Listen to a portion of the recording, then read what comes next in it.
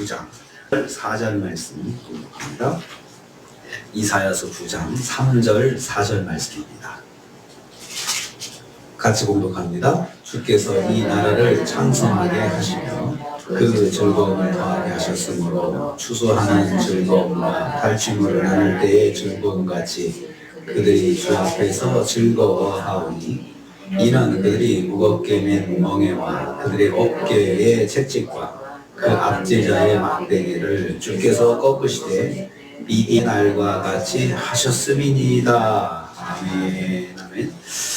오늘 말씀은 어제에 이어서 하나님 백성들에게 내실 소망과 빛에 대해서 좀 더 구체적으로 말씀하시는 것을 내용으로 하고 있습니다. 주께서 이 나라를 창성하게 하실 것이다 라고 했습니다. 3절 전반부입니다. 여기서 창성하게 하셨다 이렇게 표현을 했거든요. 완료형으로 했습니다. 미래에 일어날 일을 했다라고 이미 끝난 걸로 말씀을 하신 거예요. 이것은 확실하게 성취될 사건임을 예언을 하신 것입니다. 또 이 나라는 이 나라라고 표현됐지만 사실은 백성들입니다. 앞전에 말씀은 고통받는 자들, 흑암에 행하던 백성들, 사망의 그늘진 땅에 거주하던 자들, 이들을 포함해서 이들을 다 이 나라라고 표현을 했습니다. 창성하게 한다는 말은 백성의 수가 수적 양적으로 증가할 것을 말합니다. 이는 또한 신약시대의 영적인 이스라엘인 교회의 번영을 통해서 이루어질 것을 상징하고 있습니다. 이미 백성들이 심판을 받아가지고 인구수가 줄어들었잖아요. 다 흩어지고 또 전쟁과 기근으로 해가지고 또 사망한 자들이 많고 해가지고 그 땅에 사람이 워낙 적어가지고 짐승들이 막 많아질 거다. 그래서 또 땅이 농사할 사람도 없고 그래가지고 땅들이 그냥 놀고 그리고 여기저기가 그냥 황폐화되고 이렇게 된다고 했죠. 사람이 없어서 사실은 땅을 가꾸지 못하는 거였습니다. 그런데 그들의 수가 많아진다라고 창성하게 하신다라고 회복을 약속을 하신 것입니다.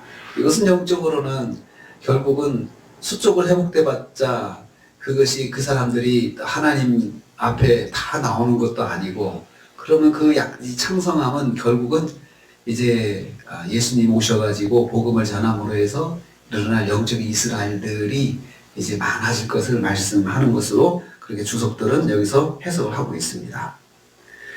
하나님은 만의 주권자로서 징계받아 남은 자만 남아있는 하나님의 백성을 다시 번성하게 하실 것입니다. 이 언약의 말씀은 영적인 이스라엘 교회를 통해서 반드시 이루어질 것입니다. 하나님은 하나님의 백성을 하나님의 방법으로 다시 회복시키십니다. 두 번째로 주께서 그들이 즐거워하실 것이다 라고 말씀하셨습니다. 즐거워하게 만들어 주실 것이다 라고 말씀했습니다. 2절 후반부입니다.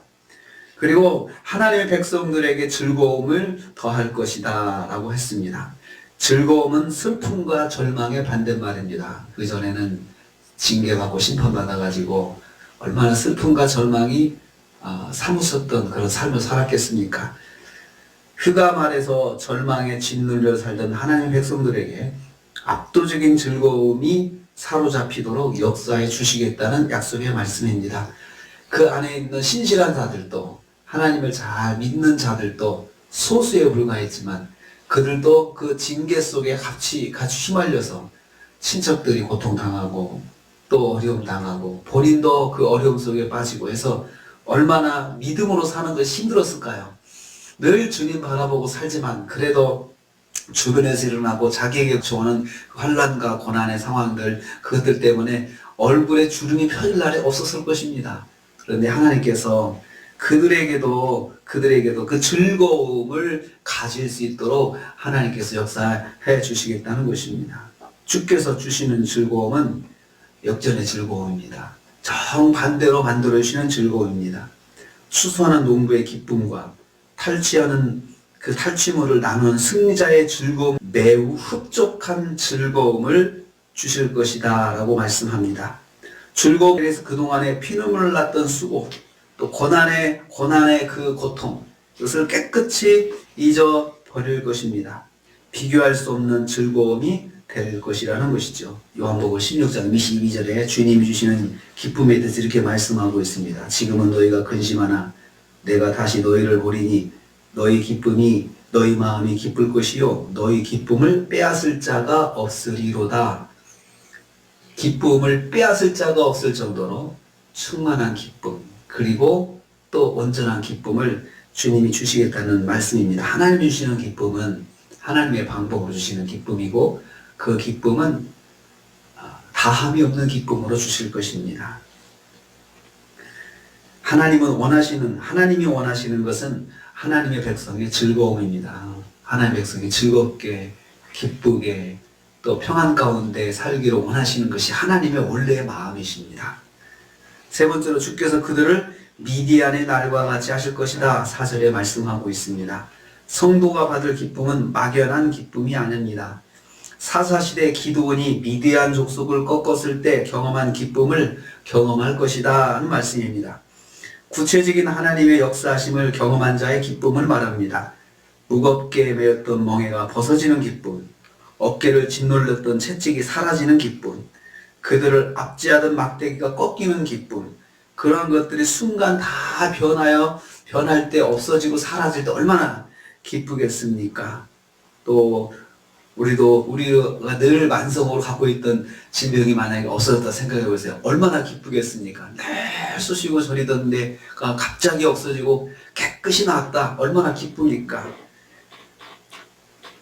참다운 기쁨이라 말할 것입니다. 이 참다운 기쁨은 여호와 앞에 있을 때만 가능한 것입니다. 사실은 영원한 기쁨이 사라지지 않는 그 영원한 기쁨은 하늘나라에서 이루어지는 기쁨이죠. 하늘나라에서 이루어지는 기쁨은 다함이 없고 끝이 없고 그리고 영원한 기쁨이죠. 기뻤다, 슬펐다, 그런 것은 나라에는 없습니다. 주님과 동행하는 것 자체가 참되고 영원한 즐거움의 원천이 되는 것입니다. 그래서 시편에 그렇게 말씀하고 있죠. 이것은 임마누엘 예수 그리스도의 구속사역으로 이루어지는 기쁨입니다. 임마누엘 예수 그리스도 십자가의 구속으로 말미암아 참된 기쁨이 주어질 것입니다. 그래서 이 세상에서 우리가 누리는 기쁨은 영원한 천국에서 누릴 기쁨의 조각을 보는 것입니다. 조각을 맛보는 거죠. 이런 기쁨이 만약에 하늘나라에서 내내 있다. 하늘나라에서는 걱정이 없는 곳이죠. 늘 기쁨이 충만한 것이고 다함이 없는 기쁨, 끊어지지 않는 기쁨, 그 기쁨이 있는 곳이 천국인데 세상에서 우리가 주님을 믿음으로 주님께서 우리에게 역사하셔서 주시는 기쁨이 그 기쁨의 맛을 보게 하는 기쁨이 된다는 것입니다. 오늘 주님께서 우리에게 말씀해 주신 것은 결국은 주님께서 하나님의 백성을 창성하게 만들어 주신다. 하나님의 방법을 해주신다. 그러므로 끝까지 어려움 가운데서 어려운 시대에 믿음을 가지고 사는 하나님의 백성들에게 소망을 주시는 말씀입니다. 그래서 끝까지 믿음을 지켜야 된다. 어렵지만 믿음을 지켜야 된다. 그래야 하나님께서 이런 즐거움으로 또 복을 주실 것이다 라고 말씀하고 있습니다. 믿음을 지키면 그 믿음의 결국은 하나님의 역사, 하나님의 인도하심입니다.